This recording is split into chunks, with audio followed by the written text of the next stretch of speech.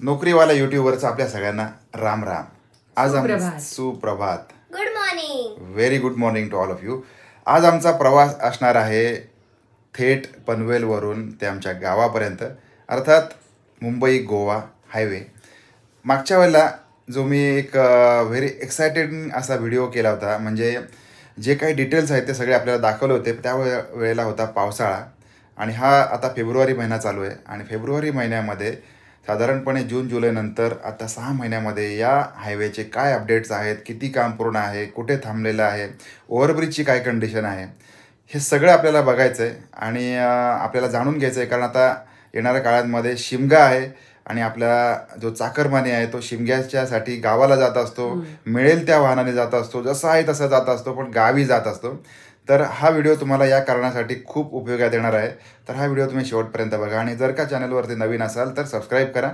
तर चला थेट आपण जाऊया आता मुंबई गोवा हायवेवरती. निघता निघता आमच्या गाडीचा टायर आहे, त्याचा वॉल खराब झाला आहे, वॉल रिप्लेस करून घेऊया.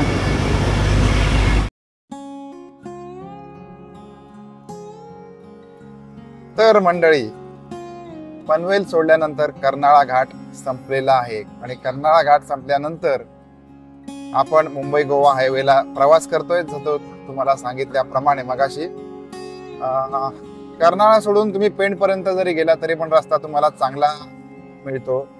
दुतर्फा रस्ता, 2 वे अशा प्रकारे रस्ता व्यवस्थित बनवून तयार आहे. रस्ता सिमेंटचा आहे. याच्यापूर्वी डांबरी रस्ता होता आणि आता हा रस्ता संपूर्ण सिमेंटचा झालेला आहे. त्याच्यामुळे तुम्ही पावसाळ्यात प्रवास करत असाल, उन्हाळ्यात करत असाल, तुमचा प्रवास पेणपर्यंत तरी नक्कीच सुखदायक होणार आहे. रस्त्यावर कुठे डेंट नाहीत, खड्डे नाहीत. जागोजागी पहिली जी डायव्हर्जन्स होती ती डायव्हर्जन्स सुद्धा संपवलेली आहेत. त्याच्यामुळे प्रवास अतिशय सुखाचा होतोय. आणि सगळ्यात महत्वाचं म्हणजे आपण प्रत्येक वेळेला जी गोष्ट बोलत असतो की आपला हा जो कोकणचा विकास आहे हा जास्त करून पर्यटनाच्या माध्यमातून होणार आहे. जसं की काश्मीर किंवा शिमला, कुलू मनाली या सगळ्या गोष्टींचा जो विकास आहे किंवा आर्थिक स्थैर्य हे त्या भागाला फक्त आणि फक्त पर्यटनाच्या माध्यमातून मिळालेला आहे. तर आत्ता बाकी हा जो आपला कोकण आहे किंवा याच्या बाबतीमध्ये जे काही प्रयत्न सुरू आहेत आर्थिक स्थैर्य प्राप्त करण्याचे, कारण जास्त करून जर तुम्ही बघायला गेलात तर असं होतं की कोकणचा माणूस हा शक्यतो मुंबईला जाणं पसंत करतो, 4 पैशाची नोकरी करायची आणि त्याचा उदरनिर्वाह करायचा अशा स्वरूपामध्ये. पण खऱ्या अर्थाने जर बघायला गेलं तर आपलं जे कोकण आहे याच्यामध्ये पर्यटन आणि पर्यटनाला पूरक असे इतके व्यवसाय होऊ शकतात की त्याच्याबद्दल विचार करणं गरजेचं आहे, चालना मिळणं गरजेचं आहे. आणि आता जे आपले राजकारणी असतील, नेते असतील किंवा या स्तरावरती काम करणारी जी मंडळी असतील, ही जी सगळी मंडळी आहेत हे निश्चितच अशा प्रकारे यांचा प्रयत्न चालू आहे की कोकणाचं कॅलिफोर्निया कसा होईल किंवा पर्यटनाच्या माध्यमातून चालना कशी मिळेल या बाबतीमध्ये बाकी निश्चितच प्रयत्न सुरू आहेत. या बाबतीत आपल्याला काय वाटतंय ते पण कमेंट करा, कारण शेवटीला आपण आपल्या गोष्टींना बढावा नाही देणार तर मग कोण देणार हा विषय आहे. आता हा रस्ता तुम्ही बघाय, आता नुसता रस्त्याबद्दलच काय बोलणार ना, कारण रस्ता जो आहे हा ज्या ठिकाणी चांगला आहे, वाईट आहे, त्या ठिकाणी आपण त्याचं इव्हॅल्युएशन करणार आहोत. पण त्याच्या जोडीने आणि त्याच्या जोडीने ज्या गोष्टी असतात त्या गोष्टी सुद्धा बोलणं गरजेचं असतं. कारण अगदी गुन्हेगारी जरी म्हटलं तरी कोकणामध्ये गुन्हेगारी देखील कमी आहे, नगण्य म्हणावे लागेल. तुम्ही सहजरित्या कोकणी माणसावर विश्वास ठेवू शकता. आणि असं म्हणतात ना की कोकणामध्ये जे फळ तयार होतं, फणस, जॅकफ्रूट ज्याला आपण म्हणतो, बाहेरून काटेरी आणि आतून गोड असा हा कोकणी माणसाचा स्वभाव म्हणतात. त्याचबरोबर नारळाची देखील उपमा देतात. बाहेरून अतिशय कठीण पण आतून खायला गोड असा जो नारळ असतो, अशी याची उपमा कोकणी माणसाच्या स्वभावाला देतात.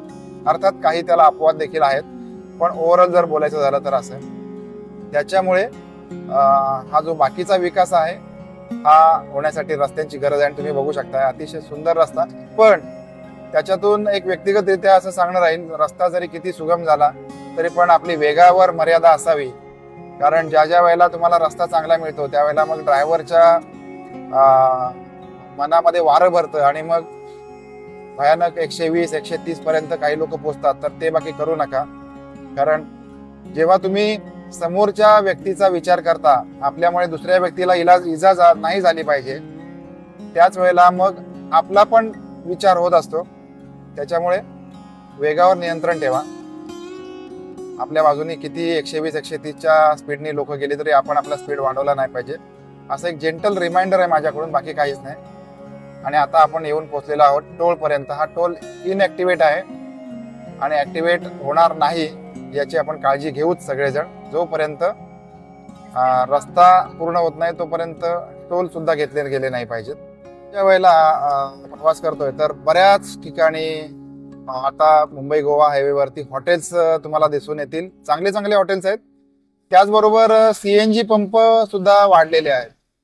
म्हणजे अक्षरशः तुम्ही जर म्हणाल तर 20-22 किलोमीटरवरती 25 किलोमीटर CNG पंप किंवा पेट्रोल पंप तर आहेतच, पण CNG पंप देखील तुम्हाला साधारणपणे 50 किलोमीटरवरती CNG पंप आहे आणि साधारणपणे 20 किलोमीटर 25 किलोमीटरचे पेट्रोल पंप तुम्हाला दिसून येतो. आणि ही एक सगळ्यात चांगली उपलब्धी होऊ शकते. कारण बऱ्याच वेळेला असं होतं की तुम्ही प्रवासाला निघता, मुंबईत तुम्ही CNG भरून घेता, पण 150 किलोमीटर वगैरे गेलं की तुमचा CNG संपतो आणि मग तुम्हाला परत CNG भरण्याची गरज लागते. त्याच्यासाठी म्हणून ज्या ठिकाणी CNG पंपावर गर्दी दिसत नाहीये अशा ठिकाणी पटकन आपला CNG भरून घ्यायचा आणि पुढे जायचं. रस्ता अजूनही सुंदर रस्ता आहे. साधारणपणे प्रवास करत करत आपण पोहोचलेलो आहोत पेणच्या अलीकडे. अजून पेण यायला थोडा वेळ आहे. मंडळी, आता आपण पेण सोडून काही अंतर पुढे आलेलो आहोत आणि साधारणपणे JSW किंवा आपण JSW या ठिकाणी JSW कंपनीचे इथे आलेले आहोत. इथून आता आपल्याला पुढे अलिबाग वडखळ या भागात जाता येतं. आता या ठिकाणी ब्रिजवर थोडंसं काम चालू आहे, जे अपूर्ण आहे पूर्ण आहे या स्वरूपामध्ये, पण ठीक आहे, अडचण काहीच नाहीये. कारण या ब्रिजवरून तुम्ही प्रवास करू शकता. आणि आता एक साधारणपणे गोष्ट आहे की समजा हे नवीन बांधकाम असेल, नवीन ब्रिज झालेला आहे, तर 2-3 वर्षामध्ये त्याच्यावर डेंट्स किंवा खड्डे पडलेले आहेत, ते बघू शकता तुम्ही. अशातच एक थोडीशी वाईट गोष्ट आहे. तर या बाजूला तुम्ही डाव्या बाजूला जर बघत असाल तर अनेक ठिकाणी आता हे कन्स्ट्रक्शन बिल्डिंग्स वगैरे चालू आहेत. रेल्वे ट्रॅक आहे आणि त्याचबरोबर काम सुद्धा चालू आहे. काम म्हणजे बिल्डिंगचं काम चालू आहे. आता मुंबई सोडल्यानंतर 100 किलोमीटरच्या अंतरावरती सुद्धा अशा प्रकारे चांगले चांगले प्रोजेक्ट तुम्हाला बघायला मिळू शकतात. ही एक निश्चित चांगली गोष्ट आहे. मंडळी, तुम्ही बघू शकता या बाजूला अनेक दिवसांपासून हा ब्रिज, ओव्हरब्रिज म्हणजे हा बायपास ब्रिज आहे, हा ब्रिज बंद होता. तो आता त्याचं काम थोडं थोडं का होईना चालू दिसतंय. आता हे संपूर्ण काम किंवा हे ब्रिजेस किंवा ओव्हरब्रिजेस सुरू होऊन ऍक्टिव्हेट होण्यासाठी साधारणपणे 2 वर्ष वगैरे जातील असं सांगितलं होतं. त्याहीपेक्षा जास्त टाइम लागू शकतो. जोपर्यंत या ठिकाणी सणावाराच्या वेळेला इथे ट्रॅफिक जाम 100% होणार. तर मंडळी, आता आपण जे बोलत होतो मगासपासून त्याचं प्रॅक्टिकल तुम्हाला आता इथे दिसेल. समोर बघू शकताय, समोर आता हे ब्रिजचं काम चालू आहे, ओव्हरब्रिजचं काम चालू आहे. बऱ्याचशा ठिकाणी रस्ता पूर्ण झालेला आहे. ओव्हरब्रिजचं जे काम चालू आहे ना, त्या कारणासाठी म्हणून तर ट्रॅफिक होतं. आता सणासुदीच्या हंगामामध्ये इथे मग जास्त त्रास होऊ शकतो. वाराचे दिवस आहेत, इथे आता ट्रॅफिक होतं, त्याचा आपण अनुभव घेतलेला असेलच प्रत्येक वेळेला. पण सुदैवाची गोष्ट, सुदैवाची ही गोष्ट आहे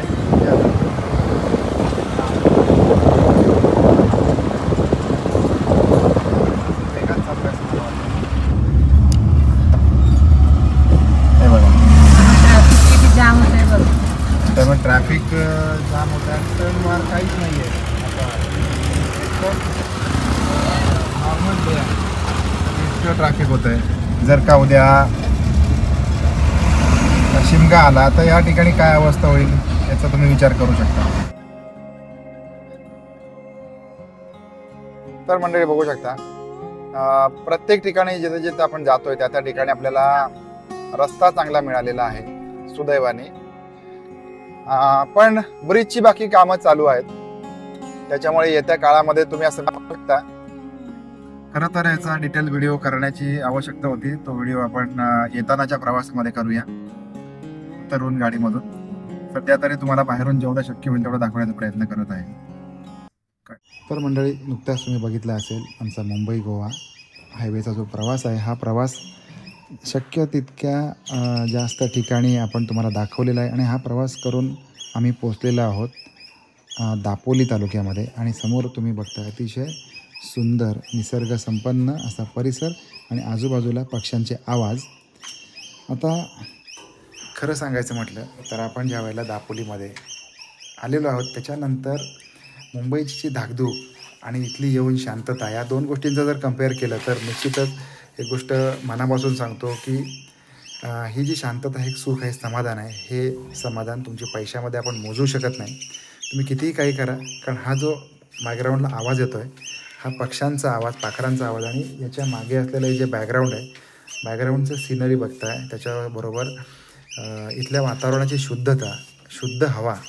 आणि दापोली म्हणजे मिनी महाबळेश्वर असं म्हणतात नाही आहेच, कारण आत्तासुद्धा जर बघितलं तर इथलं जे टेम्परेचर आहे ते ऑप्टिमम टेम्परेचर आहे, मिनिमम लेवलला टेम्परेचर असतं.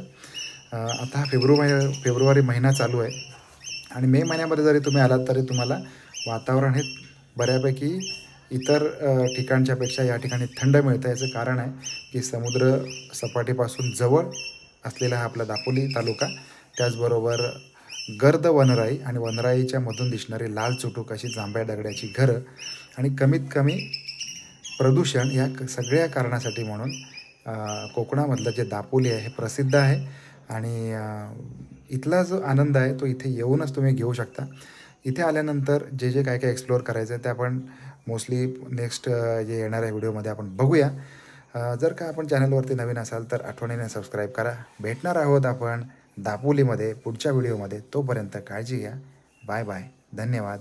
आभार.